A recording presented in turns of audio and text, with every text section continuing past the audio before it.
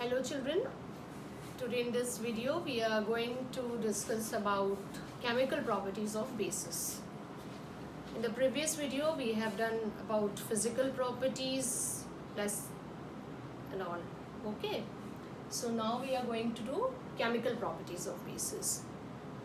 So what happens when a strong alkali it reacts with carbon dioxide, it will form carbonate and gives water, because these strong alkalis, what they do, they absorb carbon dioxide from the air and they form carbonates. So we can take any strong alkali, any of the strong alkali, sodium hydroxide, when it get combines or when it absorbs carbon dioxide from the atmosphere, it will form carbonate. Carbonate, that means Na2CO3, sodium carbonate.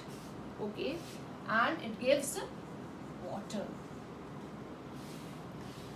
Secondly, what they do, they neutralizes acids and they form salt and water. Suppose we can take any of the base, that is calcium hydroxide.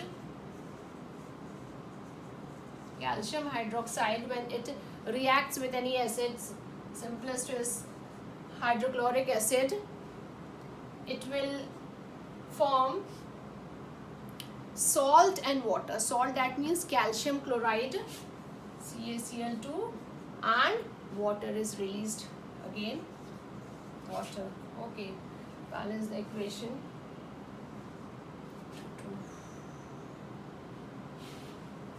So first of all, we have to see कि each and every element is balanced or not. Okay, here also we have missed this 2. Clear? So 2 HCl, 2 water. Now third property is these bases, they precipitate in the form of insoluble metallic hydroxide when they are added to the salt solution of heavy metals such as those of copper, iron, zinc. We can take any of the metallic salt. Suppose we can take zinc sulfate. Zinc sulfate, when this metallic sulfate, it will react with any of the base, that means sodium hydroxide, it will form a salt which is sodium Na2SO4, sodium sulfate, and what is formed? Insoluble hydroxide. Insoluble hydroxide, that means ZnOH2. This is the insoluble hydroxide. Insoluble hydroxide as precipitate, it is, the color of this is gelatinous white. Okay, now next property is when these alkalis they are warmed with ammonium salt, it will give water as well as ammonia gas. Ammonium salt, ammonium chloride, when it reacts with an alkali or base, that means sodium chloride, it will form a salt, that is NaCl, along with water, and we know कि ammonia gas is formed. Okay, so ammonia NH3 gas is formed, and we are warming this, that means heating this. Clear this thing? Now children, our next topic is pH scale. How we can test for acidity and alkalinity. The acidic, basic or neutral solution, it can be tested by some common indicators such as litmus, methyl orange and phenolphthalein. More accurately, they can be ascertain on the basis of ionization. We know that water ionizes to a very small extent. So the concentration of hydronium ion in aqueous solution, that means in pure water, it is found to be 1 into 10 to the power minus 7 mole liter. This means that all the aqueous solutions, it will contain both hydronium and hydroxyl ion, and the product of the concentration of these ions, that means product of the concentration, that means 1 into 10 to the power minus 7 and 1 into 10 to the power minus 7, it will be equal to 1 into 10 to the power minus 14 mole square liter at a temperature of 25 degrees Celsius, which is known as ionic product of water. What happens on adding water, acid to water?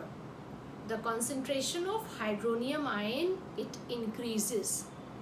When we are adding acid to water, the concentration of hydronium ion, it increases.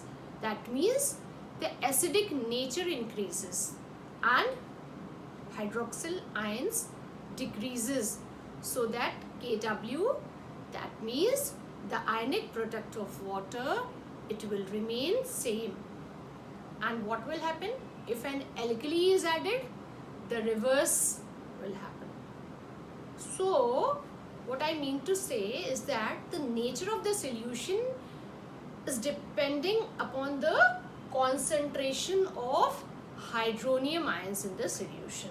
Whether it will be acidic or basic, it depends upon the concentration of hydronium ions in solution. For this pH scale, it is pH scale is that which represent the hydronium ion concentration of the given aqueous solution. In this pH, P stands for potens in German, which means power. So pH means the power of hydrogen. The pH of the solution, it is the negative logarithm to the base 10 of the hydrogen ion concentration, which is expressed in moles per liter. Okay. Now the pH, normal pH scale, it ranges from 0 to 14, which I have shown over here. 7 is neutral. The number 7 on the pH scale, it represents the neutrality of the solution. Numbers which are less than 7, that means pH 6, 5, 4, 3, 2, 1 and all, it indicates that the acidic nature is increasing as the number they are decreasing. Here what does this mean? The acidic nature or the acidic character, it is increasing as the number they are decreasing. Whereas on the other hand, the numbers which are greater than 7, that means 8, 9, 10, 11, 12, 13, 14, it shows that the basic character or the alkalinity, it increases as the number increases. Suppose we have seen that in colorless solution, an accurate pH value, it can be obtained by adding a universal indicator. Now what is a universal indicator? It is a mixture of indicator dyes that gives a spectrum of color depending on how acidic or basic a solution is. Universal indicators, they also give different colors and different different concentration of hydrogen ion in a solution. For example, this universal indicator, it can produces green color in a neutral solution. That means neutral solution, that means pH of 7. It changes in basic solution progressively from blue to indigo to violet. As pH it gets increases. Okay, that means increases, that means from 7 to 14. The color change in acidic solution is from yellow to pink and then red, as pH progressively decreases from 7. Now what is the importance of this pH in our everyday life? We know that our body, it works within a narrow pH range of 7 to 7.8. Plants and animals, they are also surviving in this narrow range. We can see in agriculture, every crop, it is growing better in a particular pH range. For example, we can see rice, it is growing better in slightly acidic soil, sugarcane in neutral, and citrus fruit in the alkaline soil. If this pH is less than 5.6, rainwater, it is said to be acid rain. If the pH is less than 5.6 of rainwater, it is said to be acid rain. This water contains acids like sulfuric acid, nitric acid, carbonic acid, which we know they are formed by atmospheric pollutants, that means sulfur dioxide, oxides of nitrogen. And this acid rain, it has an adverse effect on soil, environment. It destroys the marine life also, damages so many monuments and all. Importance of this pH in the field of medicines. Certain disease, they are diagnosed on the basis of pH value of this blood and urine. In digestive system, we know that HCl, that means hydrochloric acid, it is produced in our stomach, and this hydrochloric acid, it is helpful in the process of digestion of food. But what happens if this HCl in our stomach, if it is released in excess, the pH level falls, and with the result pain and irritation happens. So to get rid of this, we take an antacids, okay, which is for adjusting this pH.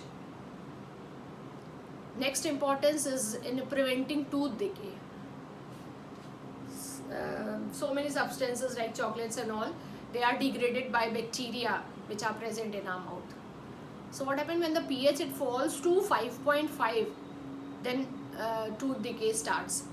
Tooth enamel, we know it is the hardest substance in our body, so it is get corroded.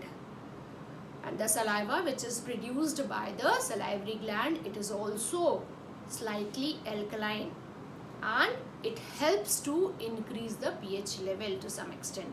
But toothpaste, it is used to neutralize excess acid in the mouth. Another, bee sting, it leaves acid in the body. If baking soda, a base, it is applied on the stung area, it will give relief to that part. So children, these are all about the importance of pH in our everyday life. Thank you so much.